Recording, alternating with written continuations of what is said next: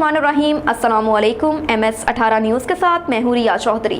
Bulletin में शामिल करते हैं आज की अहम खबरें। खबर शामिल करेंगे लाहौर से सियासी रहनुमा उम्मीदवार बराए चेयरमैन अजहर याकूब भट्टी की जानिब से मरूफ कारोबारी शख्सियत मलिक सरफराज खोखर के साहबजादे की रस्म वलीमा की तकरीब फिरोज रोडपुर निजी मार्की में सजाई गई, जिसमें सीनियर सियासी रहनुमा की शिरकत हुई। मज़ीद जानते हैं अली अकबर अवान की इस रिपोर्ट में।